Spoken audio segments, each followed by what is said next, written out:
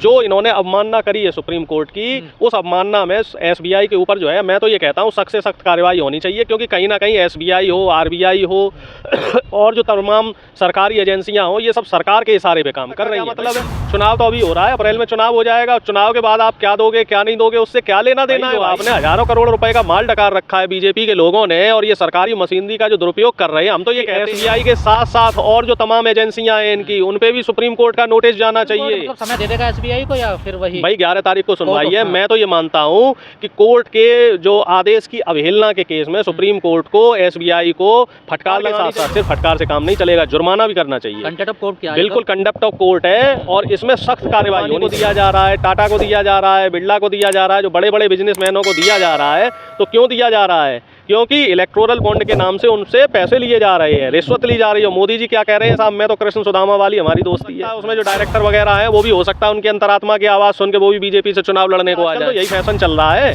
कि जो अधिकारी जो है या तो वो दबाव में आ जाता है, नहीं तो उसको बीजेपी से टिकट ऑफर कर दिया। जो अगर सुप्रीम कोर्ट की चल गई तो आप लिख के ले लीजिए, बड़ी जिम्मेदारी से आपके चैनल पे मैं कह रहा हूँ, बीजेपी का पत्ता साफ हो जाएगा, 100 सीटें भी नहीं आने की बीजेपी। थोड़ी परिवार मानते हैं, हमें परिवार मान रहे होते तो हमारे भाई बहनों को नौकरियां देते, अकाउंट में जो गरीबों के 15 लाख डाल देते, किसानों को एमएसपी दे देते। इसके अलावा डीजल पेट्रोल के दाम कम तो उन्होंने किया भैया, बात तो इंडिया की हुई थी, इजराइल की तो बात हुई नहीं थी। भाई यहाँ नौकरी क्यों नहीं दे रहे? यहाँ 60 लाख पद खाली है सरकारी, यहाँ के पद भर दो ना आप। यहाँ जो किसानों को एमएसपी के लिए बेचारे किसान लाठी खा रहे हैं, गोली खा रहे हैं, उन किसानों को एमएसपी दे दो। पेपर निकलवाते हो, परीक्षा दिलवाते हो, परीक्षा के नाम पे लोगों से वसूली करते हो और फिर खुद ही पेपर लीक कर देते हो, जिससे कि युवाओं को नौकरी ना मिल पाए। और जब युवा उसके लिए आंदोलन करता है तो उसे क्या देते हो? लाठी, उसे पहुंचा देते हो जेल में।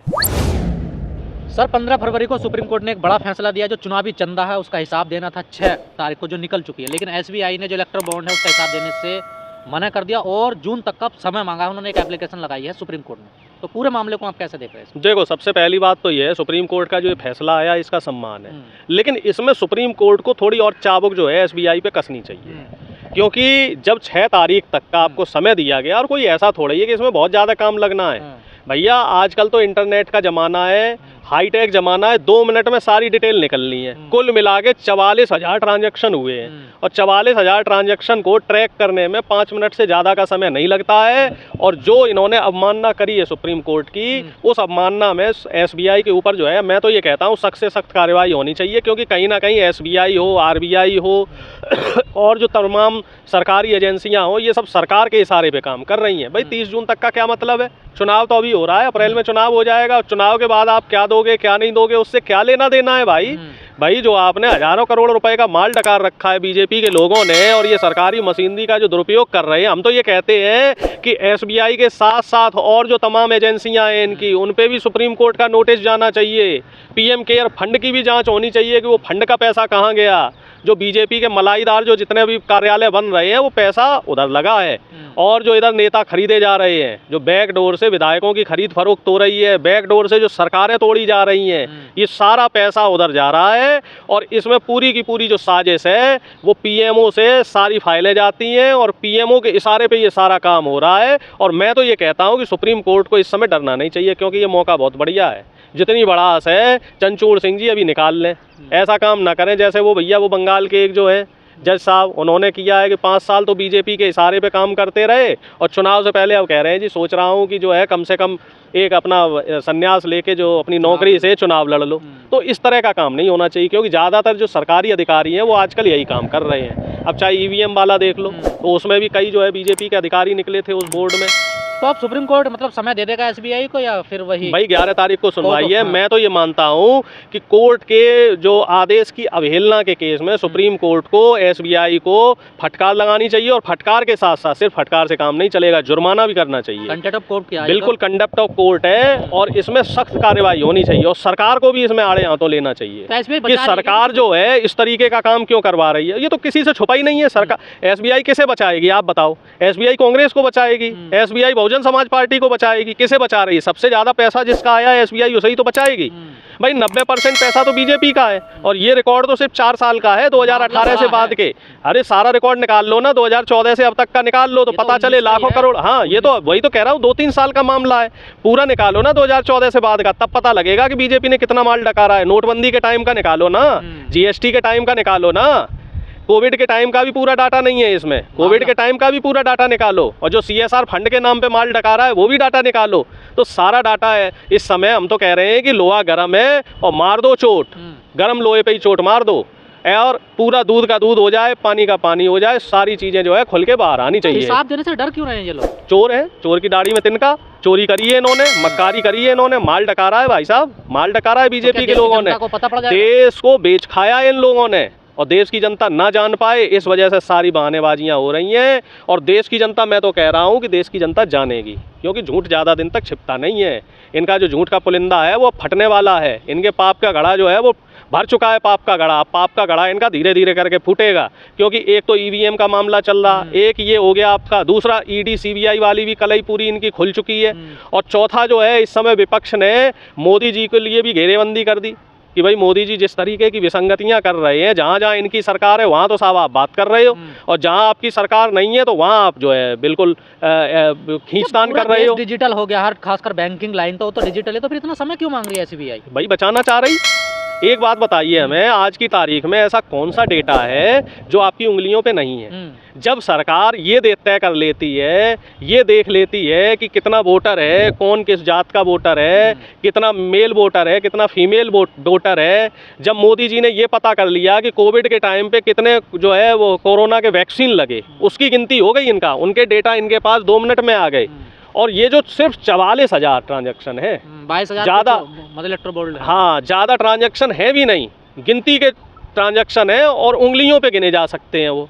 उसको अगर मैनुअली भी देखना हो तो 5 आदमी एक दिन में निकाल देंगे, मैनुअली भी 5 आदमी एक दिन में निकाल देंगे, डिजिटली तो आप छोड़ ही दो, वो तो 2 मिनट का काम है। खुलासा हो गया तो 400 पार का जो नारा दे रही है बीजेपी, उस पर कहीं 400 पार तो भाई साहब वैसे भी नहीं होना, वो तो इनके झूठे वादे हैं, किताबी वादे हैं। इस खुलासे से, ये जो हिसाब देने से इस खुलासे से तो सारा दूध का दूध, पानी का पानी हो ही जाएगा। सारी बीजेपी की कलई खुल जाएगी कि माल कहां से आ रहा है, कौन माल दे रहा है, और क्या फायदा, और किसके उसके बदले में किसका क्या फायदा हुआ। अडानी को जो दिया जा रहा है, अंबानी को दिया जा रहा है, टाटा को दिया जा रहा है, बिरला को दिया जा रहा है, जो बड़े बड़े बिजनेसमैनों को दिया जा रहा है, तो क्यों दिया जा रहा है? क्योंकि इलेक्टोरल बॉन्ड के नाम से उनसे पैसे लिए जा रहे हैं, रिश्वत ली जा रही है। मोदी जी क्या कह रहे हैं साहब, मैं तो कृष्ण सुदामा वाली हमारी दोस्ती है। अरे भाई क्यों भगवानों को जो है आप बदनाम कर रहे हो? तो पोटली पर कता रहेंगे अगर, अब भाई आपकी पोटली ऐसी कैसी खुली? गरीबों के लिए तो आपकी पोटली नहीं खुली। अंबानी के लड़के की शादी हो रही तो वो एयरपोर्ट तो इंटरनेशनल बना दिया, लेकिन जो हवाई चप्पल वाला है वो बेचारा अभी भी इंतजार कर रहा है। अरे हवाई जहाज तो छोड़ दो, मोदी जी ने तो उसे जो है ट्रेन में बैठने लायक नहीं रखा। मोदी जी ने तो उसकी ट्रेन की टिकट का भी जुगाड़ खत्म कर दिया, ट्रेनों का किराया इतना महंगा कर दिया। जो साधारण ट्रेनें थी वो ट्रेनें तो या तो ये रद्द करवा देते हैं या उसमें बोगी कम करवा देते हैं, और जो VIP ट्रेनें हैं, VIP ट्रेनों की इन्होंने संख्या बढ़ा दी, उनके किराए बढ़ा दिए।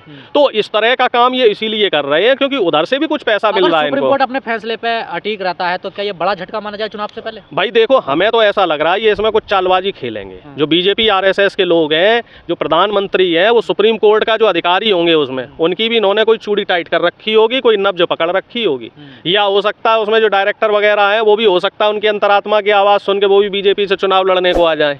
क्योंकि आजकल तो यही फैशन चल रहा है कि जो अधिकारी जो है या तो वो दबाव में आ जाता है, नहीं तो उसको BJP से टिकट ऑफर कर दिया जाता है। और अगर सुप्रीम कोर्ट की चल गई, जिसकी हमें उम्मीद अभी 40-50% है, क्योंकि अभी मामला 50-50 पे चल रहा, जो अगर सुप्रीम कोर्ट की चल गई तो आप लिख के ले लीजिए, बड़ी जिम्मेदारी से आपके चैनल पे मैं कह रहा हूँ, BJP का पत्ता साफ हो जाएगा। 100 सीटें भी नहीं आने की BJP की, क्योंकि सारी कलई खुल जाएगी इनकी, परत दर परत। सारी जो इन्होंने एक नकाब ओढ़ रखा है ना ईमानदार होने का, तो वो सारा नकाब इनका खुल जाएगा। सब पता लग जाएगा कि किसने माल दिया है इनको और उसके बदले में इन्होंने किस किस का फेवर किया, किस किस को जो है देश की प्रॉपर्टी इन्होंने लुटाई है। और जो इनके ना खाने और खिलाने वाले जो वादे हैं ना, वो सारी बातें निकल के आ जाएंगी कि अंबानी का कितना खाया, अडानी का कितना खाया। खुल जाएंगे, अंधभक्तों की तो नहीं खुलती देखो भाई, लेकिन ये है कि जिम्मेदार लोगों की खुल जाएगी। अंधभक्त तो सब लिखने लग गए मोदी का परिवार, मोदी का परिवार। आपने मोदी का अंधभक्तों का तो बहुत बुरा हाल है भाई। मैं तो उस दिन पर 40 करोड़ परिवार है ना भाई, उनका 140 करोड़। हमें तो ऐसा लग रहा है कि ये जो है, ये मुझसे मुश्किल से आप सोशल मीडिया पे गिनोगे तो 10 लाख भी नहीं निकलेंगे। कौन जो ये मोदी का परिवार लिख रहे हैं? तो मोदी के परिवार के ही हो आपने। भाई मोदी जी हमें थोड़ी परिवार मानते हैं। हमें परिवार मान रहे होते तो हमारे भाई बहनों को नौकरियां देते, अकाउंट में जो गरीबों के 15 लाख डाल देते, किसानों को MSP दे देते, इसके अलावा डीजल पेट्रोल के दाम कम कर देते। भाई ये काम तो उन्होंने किया नहीं। इजराइल भेज तो रही है सरकार। किया क्या? भाई ये बात तो इंडिया की हुई थी, इजराइल की तो बात हुई नहीं थी। भाई यहाँ नौकरी क्यों नहीं दे रहे? यहाँ 60 लाख पद खाली है सरकारी, यहाँ के पद भर दो ना आप। अभी तो यहाँ जो किसानों को एमएसपी के लिए बेचारे किसान लाठी खा रहे हैं, गोली खा रहे हैं, उन किसानों को एमएसपी दे दो। आपसे जो हमारी बात हुई थी वो हुई थी इंडिया में नौकरी देने की, वो आपने दिया नहीं। पेपर भी लीक हम ही करवा रहे भैया, तुम्हारी डबल इंजन की सरकार, शासन प्रशासन सब तुम्हारे पास, पेपर लीक कराने वाले भी तुम्हारे ही लोग हैं। मतलब खुद ही जो है पेपर निकलवाते हो, परीक्षा दिलवाते हो, परीक्षा के नाम पे लोगों से वसूली करते हो और फिर खुद ही पेपर लीक कर देते हो, जिससे कि युवाओं को नौकरी ना मिल पाए। और जब युवा उसके लिए आंदोलन करता है तो उसे क्या देते हो? लाठी, उसे पहुंचा देते हो जेल में।